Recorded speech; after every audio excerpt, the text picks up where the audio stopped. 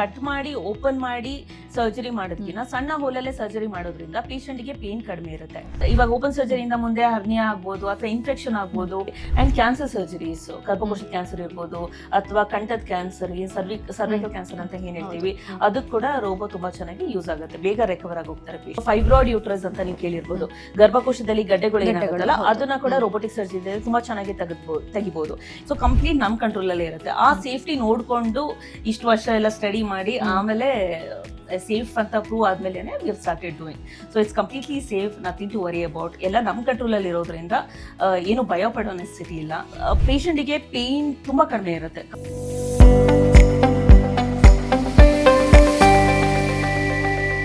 ಅವ್ರನ್ನ ವೆಲ್ಕಮ್ ಮಾಡಿ ಪ್ರೋಗ್ರಾಮ್ನ ಸ್ಟಾರ್ಟ್ ಮಾಡೋಣ. ಮ್ಯಾಮ್ ವೆಲ್ಕಮ್ ಮ್ಯಾಮ್, ಹೇಗಿದ್ದೀರಾ? ನಮಸ್ಕಾರ, ಥ್ಯಾಂಕ್ ಯು. ಮ್ಯಾಮ್, ಈ ರೊಬ್ಯಾಟಿಕ್ ಸರ್ಜರಿನಲ್ಲಿ ಏನಾದ್ರು ಅಡ್ವಾಂಟೇಜಸ್ ಇದೆ ಡಾಕ್ಟರ್ಸ್ಗಾಗಿರ್ಬಹುದು ಅಥವಾ ಪೇಷಂಟ್ಸ್ಗಾಗಿರ್ಬಹುದು? ಹೌದು.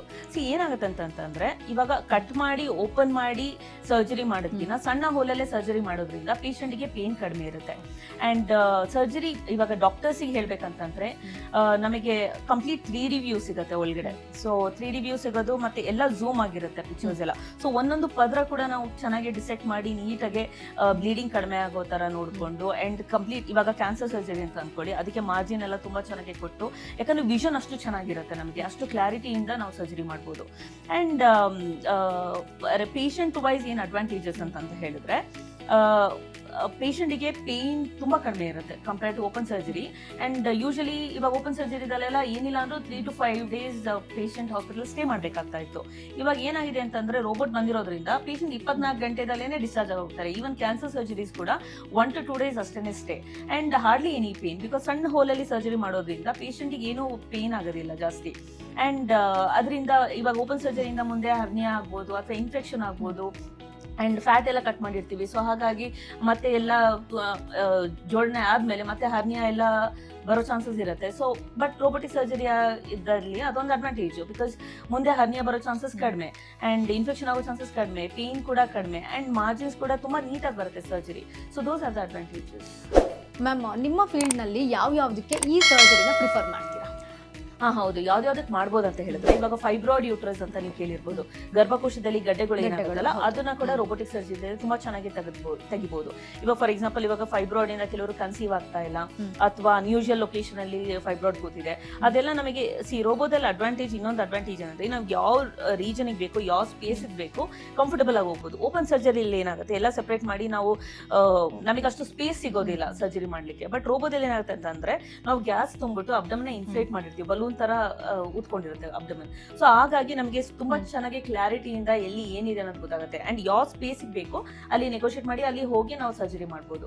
ಸೊ ಹಾಗಾಗಿ ಫೈಬ್ರಾಯ್ಡ್ಸ್ಗೆಲ್ಲ ಯೂಸ್ ಆಗುತ್ತೆ. ಅಂಡ್ ಎಂಡೋಮೆಟ್ರಿಯೋಸಿಸ್ ಅಂತ ಏನಂದ್ರೆ ನೀವು ಕೇಳಿರ್ಬೋದು, ಪೀರಿಯಡ್ಸ್ ಬಂದಾಗ ತುಂಬಾ ಪೇನ್ ಆಗುತ್ತೆ, ಅಂಡಾಶಯದಲ್ಲಿ ಸಿಸ್ಟ್ಗಳು ಇರುತ್ತಲ್ಲ ಅದೊಂಥರ ಅಂಟ್ತರ ಎಲ್ಲ ಸ್ಟ್ರಕ್ಚರ್ಸ್ ನ ಅಂಟಿಸ್ಕೊಂಡ್ಬಿಡುತ್ತೆ. ಸೊ ಅದನ್ನೆಲ್ಲ ಸೆಪರೇಟ್ ಮಾಡೋಕೆ ರೋಬೋ ತುಂಬಾ ಚೆನ್ನಾಗಿ ಎಲ್ಲ ಪಕ್ಕದಲ್ಲಿ ಏನ್ ಸ್ಟ್ರಕ್ಚರ್ಸ್ ಇದೆ, ಏನ್ ಅಂಟ್ಕೊಂಡಿದೆ ಅನ್ನೋದು ಕ್ಲಾರಿಟಿಯಾಗಿ ತುಂಬಾ ಚೆನ್ನಾಗಿ ಕಾಣುತ್ತೆ. ಸೊ ಅದಕ್ಕೆಲ್ಲ ಪ್ರಿಫರ್ ಮಾಡ್ತೀವಿ. ಅಂಡ್ ಕ್ಯಾನ್ಸರ್ ಸರ್ಜರೀಸ್, ಗರ್ಭಕೋಶ ಕ್ಯಾನ್ಸರ್ ಇರ್ಬೋದು ಅಥವಾ ಕಂಠದ ಕ್ಯಾನ್ಸರ್, ಸರ್ವಿಕಲ್ ಕ್ಯಾನ್ಸರ್ ಅಂತ ಏನ್ ಹೇಳ್ತೀವಿ, ಅದಕ್ಕೆ ಕೂಡ ರೋಬೋ ತುಂಬಾ ಚೆನ್ನಾಗಿ ಯೂಸ್ ಆಗುತ್ತೆ, ಬೇಗ ರಿಕವರ್ ಆಗಿ ಹೋಗ್ತಾರೆ ಪೇಷಂಟ್.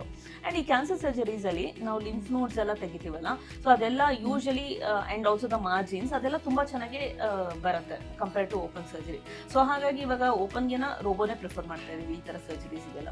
ಮ್ಯಾಮ್, ಯೂಶಲಿ ನಮ್ಮೆಲ್ರಿಗೂ ಒಂದು ಥಾಟ್ ಇದೆ, ಸರ್ಜರಿ ಅಂತಂದ್ರೇನೆ ಭಯ ಆಗುತ್ತೆ, ಅದು ರೊಬ್ಯಾಟಿಕ್ ಸರ್ಜರಿ ಅಂದ್ರೆ ರೋಬೋನೇ ಏನಾದರೂ ಸರ್ಜರಿ ಮಾಡ್ತಾರಾ ಅಂತ. ಈ ಒಂದು ಥಾಟ್ ನಮ್ಗೆ ಗೊತ್ತಿಲ್ಲ ಅದ್ರ ಬಗ್ಗೆ ಅಷ್ಟು.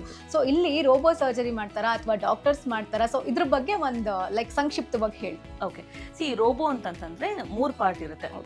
ಒಂದು ಕನ್ಸೋಲ್ ಅಂತ ಹೇಳ್ತೀವಿ, ಅಲ್ಲಿ ನಾವು ಕುತ್ಕೊಂಡು ಸರ್ಜರಿ ಮಾಡೋದು. ಓಕೆ, ಅಂಡ್ ಇನ್ನೊಂದು ಸರ್ಜರಿ ಪೇಷಂಟ್ಗೆ ಯಾವ್ದು ಡಾಕ್ ಮಾಡಿರ್ತೀವಿ ಅಂದ್ರೆ ಯಾವ್ದು ಪೇಷಂಟ್ ಕನೆಕ್ಟ್ ಮಾಡಿರ್ತೀವಲ್ಲ ರೋಬೋನ, ಸೊ ಅದನ್ನ ಪೇಷಂಟ್ ಕಾರ್ಡ್ ಅಂತ ಹೇಳ್ತೀವಿ. ಅಂಡ್ ಇನ್ನೊಂದು ಏನ್ ಸರ್ಜರಿ ಮಾಡ್ತಾ ಇದೀವಿ ಅದು, ಅಂಡ್ ಇದು ಸರ್ಜರಿ ಮೇನ್ ಎಲ್ಲ ಇನ್ಸ್ಟ್ರೂಮೆಂಟ್ಸ್ ಎಲ್ಲಿ ಕನೆಕ್ಟ್ ಆಗಿರುತ್ತಲ್ಲ ಅದನ್ನ ವಿಷನ್ ಕಾರ್ಡ್ ಅಂತ ಹೇಳ್ತೀವಿ. ಸೊ ಈ 3 ಪಾರ್ಟ್ ಇರುತ್ತೆ. ಇವಾಗ ಫಸ್ಟ್ ಏನಂದ್ರೆ ಪೇಷಂಟ್ಗೆ ಅನಸ್ತೀಶಾ ಕೊಟ್ಮೇಲೆ ಅದು ಪೇಷಂಟ್ ಕಾರ್ಡ್ ಏನಿದೆ ಅದನ್ನ ತಗೊಂಡ್ ಬಂದು ನಾವು ಇವಾಗ ಲ್ಯಾಪ್ರೋಸ್ಕೋಪಿಗೆ ಹೇಗೆ ಸ್ಮಾಲ್ ಹೋಲ್ ಮಾಡಿ ಪೋರ್ಟ್ಸ್ ಹಾಕಿರ್ತೀವಲ್ಲ ಅದೇ ತರ ರೋಬೋಟಿಕ್ ಪೋರ್ಟ್ಸ್ ಅಂತ ಇರುತ್ತೆ, ಆ ಪೋರ್ಟ್ಸ್ ಅನ್ನ ನಾವು ಕನೆಕ್ಟ್ ಮಾಡ್ತೀವಿ, ಹಾಕ್ತೀವಿ ಪೇಷಂಟ್ಗೆ. ಅದಾದ್ಮೇಲೆ ಅದೇ ರೋಬೋನ ಹತ್ರ ತಗೊಂಡ್ ಬಂದ್ಬಿಟ್ಟು ಆ ಪೇಷಂಟ್ ಕಾರ್ಡ್ಗೆ ಅದು ಕನೆಕ್ಟ್ ಮಾಡ್ಕೊಳ್ತೀವಿ. ಎಲ್ಲದನ್ನು ಒಂದೊಂದು ಪೋರ್ಟಿಗೆ ಒಂದೊಂದು ಆರ್ಮ್ ಅಂತ ಇರುತ್ತೆ, ಅದನ್ನ ಕನೆಕ್ಟ್ ಮಾಡ್ಕೊತೀವಿ. ಕನೆಕ್ಟ್ ಆದ್ಮೇಲೆ ವಿಷನ್ ಕಾರ್ಡ್ ಅಲ್ಲಿ ನೋಡ್ತಾ ಆ ಇನ್ಸ್ಟ್ರೂಮೆಂಟ್ಸ್ ಎಲ್ಲ ಸ್ಲೋಲಿ ಒಳಗಡೆ ಪಾಸ್ ಮಾಡ್ತೀವಿ. ಇನ್ಸ್ಟ್ರೂಮೆಂಟ್ ಪಾಸ್ ಮಾಡಿ ಎಲ್ಲ ಫಿಕ್ಸ್ ಆದ್ಮೇಲೆ ನಾನು ಹೋಗಿ ಆಮೇಲೆ ಕನ್ಸೋಲ್ ಅಲ್ಲಿ ಕುತ್ಕೊತೀನಿ. ಕನ್ಸೋಲ್ ಅಲ್ಲಿ ಕುತ್ಕೊಂಡು ನಾನು ಕಂಟ್ರೋಲ್ ತಗೊಳ್ತೀನಿ. ರೋಬೋಟ್ ಇವಾಗ ಕಂಟ್ರೋಲ್ ತಗೊಂಡು ನಾನು ಆಪರೇಟ್ ಮಾಡೋ ಶುರು ಮಾಡ್ತೀನಿ. ಅಲ್ಲಿ ನನಗೆ ಅಲ್ಲಿ ವಿಷನ್ ತುಂಬಾ ಚೆನ್ನಾಗಿ ಸಿಗುತ್ತೆ. ಅದು ಕಣ್ಣನ್ನ ನಾವು ಇಲ್ಲಿ ನೋಡಿದ್ರೆ ಅದು ಕಂಪ್ಲೀಟ್ 3D ಪಿಕ್ಚರ್ ಸಿಗುತ್ತೆ ನಮಗೆ, ಅಂಡ್ ಎಲ್ಲ ಝೂಮ್ ಆಗಿರುತ್ತೆ. ಸೊ ಹಾಗಾಗಿ ಅದರಲ್ಲಿ ನನ್ನ ಫಿಂಗರ್ಸ್ ಕೆಳಗಡೆ ಕನೆಕ್ಟ್ ಮಾಡ್ಕೊಂಡು and I start operating. So literally ನಾನು I will be in the patient's abdomen when I am operating. So ಅಷ್ಟು ಚೆನ್ನಾಗಿ ನೀಟಾಗಿ ಎಲ್ಲ ಕ್ಲಾರಿಟಿ ಆಗಿ ತುಂಬಾ ಚೆನ್ನಾಗಿ ಕಾಣುತ್ತೆ. So that is the advantage. So ನಾನು ಏನ್ ಮಿಮಿಕ್ ಮೂಮೆಂಟ್ಸ್ ಏನ್ ಮಾಡ್ತೀನಿ ನಾನು ಕನ್ಸೋಲ್ ಅಲ್ಲಿ ಕುತ್ಕೊಂಡು, ಅದೇ ಮೂಮೆಂಟ್ಸ್ ಇದು ಪೇಷಂಟ್ ಕಾರ್ಡ್ ಅಲ್ಲಿ ಮಿಮಿಕ್ ಆಗುತ್ತೆ. ಸೊ ನಾನು ಈಗ ಮೂವ್ ಮಾಡಿದ್ರೆ ಈ ತರ ಮೂವ್ ಆಗುತ್ತೆ. So exactly same movements will be mimicked on the patient card. So ಹಾಗಾಗಿ ಕಂಪ್ಲೀಟ್ ಸರ್ಜರಿ ನನ್ನ ಕಂಟ್ರೋಲ್ ಅಲ್ಲಿ ಇರುತ್ತೆ. And in fact compare to laparoscopy the advantage is ಇವಾಗ ಕ್ಯಾಮ್ರಾ ಅಸಿಸ್ಟೆಂಟ್ ಒಬ್ರು ಇರ್ತಾರೆ, ಇಲ್ಲಿ ಅಸಿಸ್ಟೆಂಟ್ ಕೂಡ ಬೇಕಾಗಲ್ಲ. ಯಾಕಂದ್ರೆ ಕ್ಯಾಮ್ರಾ ಕೂಡ ನಮ್ಮ ಕಂಟ್ರೋಲ್ ಇರುತ್ತೆ. ನಾನು ಏನ್ ನೋಡ್ಬೇಕು, ಎಲ್ಲಿ ಹೋಗ್ಬೇಕು, ಯಾವ ಸ್ಟ್ರಕ್ಚರ್ ನ ಡಿಸೈಡ್ ಮಾಡಬೇಕು, I can only decide, I can only focus and I can only operate. So that is the advantage. Ma'am ಎಷ್ಟು ಸೇಫ್ ಅಂತ ಇದು? See, it is really safe because it's well proven beyond doubt. Because ಏನಂತಂದ್ರೆ ಯಾವುದು ಇವಾಗ for example ಇವಾಗ surgery ಮಾಡ್ಬೇಕಾದ್ರೆ ಕೈ ನಡುಕ್ತು ಅಂತ ಅನ್ಕೊಳ್ಳಿ. ಸೊ ಅವಾಗ ಅದು ಕೂಡ ಫಿಲ್ಟರ್ ಆಗ್ಬಿಡುತ್ತೆ. ಅಂಡ್ ಇವಾಗ ಏನಾದ್ರು ಶಟ್ ಡೌನ್ ಆಯ್ತು ಪವರ್ ಅಂತಂದ್ರೆ ಅಲ್ಲೇ ಸೀಲ್ ಆಗ್ಬಿಡುತ್ತೆ, ಇಮಿಡಿಯೇಟ್ಲಿ ಎಲ್ಲ ಫ್ರೀಸ್ ಆಗ್ಬಿಡುತ್ತೆ. ಸೊ ಅದೇನು ಎಕ್ಸ್ಟ್ರಾ ಮೂವ್ಮೆಂಟ್ಸ್ ಆಗಿ ಜರ್ಕಿ ಮೂವ್ಮೆಂಟ್ಸ್ ಆಯ್ತು ಅದು ಇದು ಆ ಥರ ಏನೂ ಇರಲ್ಲ. ಸೊ ಕಂಪ್ಲೀಟ್ ನಮ್ಮ ಕಂಟ್ರೋಲಲ್ಲೇ ಇರುತ್ತೆ. ಆ ಸೇಫ್ಟಿ ನೋಡಿಕೊಂಡು ಇಷ್ಟು ವರ್ಷ ಎಲ್ಲ ಸ್ಟಡಿ ಮಾಡಿ ಆಮೇಲೆ ಸೇಫ್ ಅಂತ ಪ್ರೂವ್ ಆದ್ಮೇಲೆ we started doing. So it's completely safe, nothing to worry about. ಎಲ್ಲ ನಮ್ಮ ಕಂಟ್ರೋಲಲ್ಲಿ ಇರೋದ್ರಿಂದ ಏನು ಭಯ ಪಡೋ ನೆಸೆಸಿಟಿ ಇಲ್ಲ.